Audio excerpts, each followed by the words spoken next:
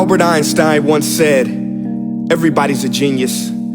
But if you judge a fish by its ability to climb a tree, it will live its whole life believing that it is stupid."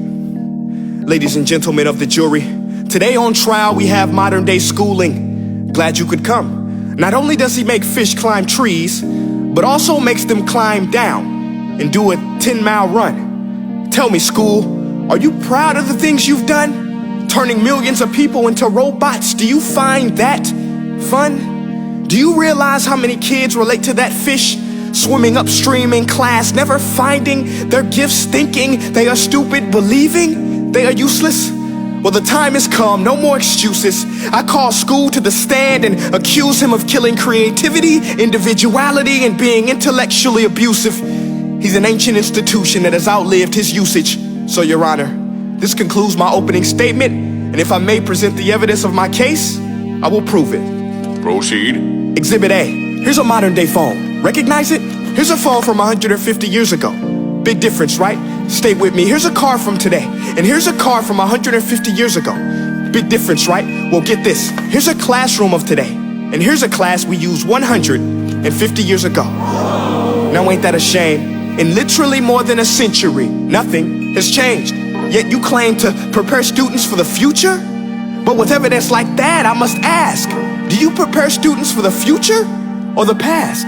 I did a background check on you and let the record show that you were made to train people to work in factories, which explains why you put students in straight rows, nice and neat, tell them sit still, raise your hand if you want to speak, give them a short break to eat, and for 8 hours a day, tell them what to think. Oh, and make them compete to get an A letter which determines product quality, hence grade A of meat. I get it. Back then, times were different. We all have a past. I myself am no Gandhi. But today, we don't need to make robot zombies. The world has progressed. And now we need people who think creatively, innovatively, critically, independently, with the ability to connect. See, every scientist will tell you that no two brains are the same. And every parent with 2 or more children will confirm that claim. So please explain why you treat students like cookie cutter frames or snapback hats, giving them this one-size-fits-all crap. Watch your language. Sorry, Your Honor, but if a doctor prescribed the exact same medicine to all of his patients, the results will be tragic. So many people would get sick, yet when it comes to school, this is exactly what happens. This educational malpractice, where one teacher stands in front of 20 kids, each one having different strengths, different needs, different gifts, different dreams, and you teach the same thing the same way? That's horrific. Ladies and gentlemen, the defendant should not be acquitted. This may be one of the worst criminal offenses ever to be committed. And let's mention the way you treat your employees. Objection. Overruled. I want to hear this. It's a shame. I mean, teachers have the most important job on the planet, yet they're underpaid? No wonder so many students are short-changed.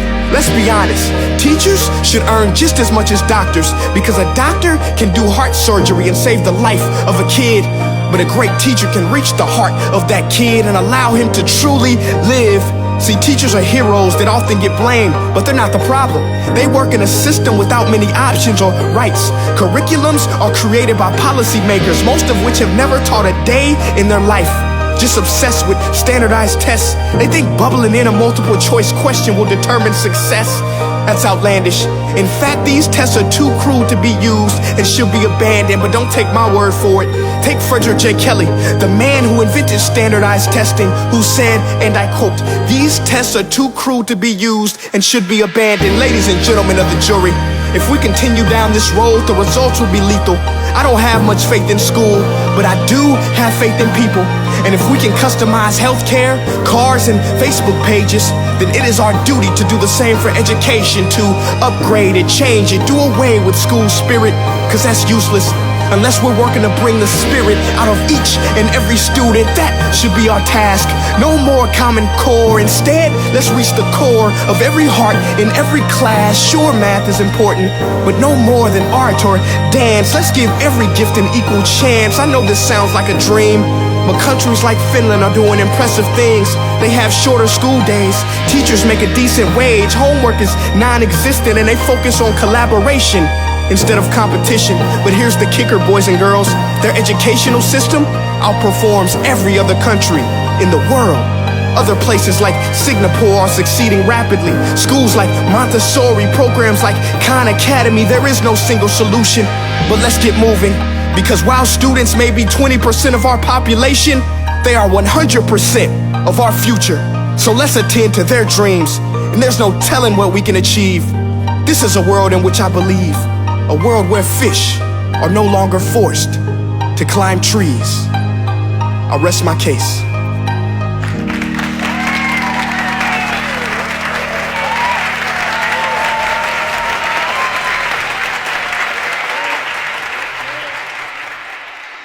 Hey guys, my name is Prince EA, and I want to say thank you so much for watching my video. But now, I want to know what you think.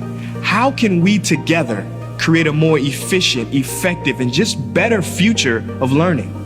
I want you to visit nestday.com/preorder the future and share your thoughts and ideas on the topic. Peace.